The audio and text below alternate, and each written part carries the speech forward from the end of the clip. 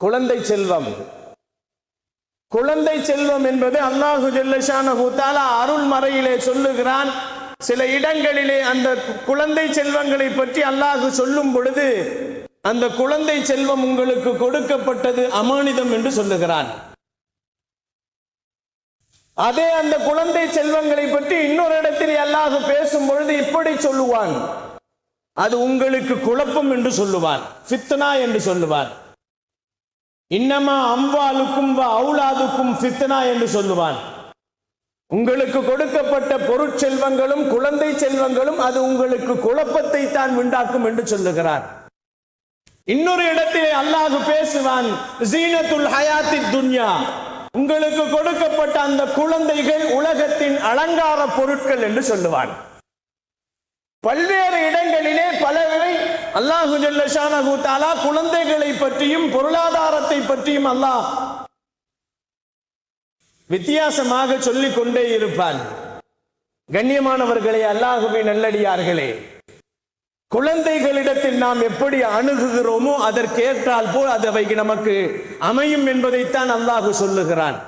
குழந்தைகளை அமானிதமாக பார்த்தால் அந்த குழந்தைகள் நிச்சயமாக அல்லாஹ்விடத்தில் அமானிதமாக இருப்பது போன்று அது நமக்கும் அமானிதமாக கொடுக்கப்பட்டிருக்கிறது. அந்த குழந்தைகளை அல்லாஹ்விடத்தில் திருப்பி கொடுக்கின்ற நேரத்தில் சரியாக நிறைவேற்ற வேண்டும். குழந்தைகள் உலகத்தின் அலங்கார பொருட்களாக கொடுக்கப்பட்டிருக்கிறது. அலங்கார பொருட்கள் என்பது அல்லாஹு ஜல்ல ஷானஹு தஆலா அதிலே நன்மைகளையும் வைத்திருக்கிறான், தீமைகளையும் வைத்திருக்கிறான்.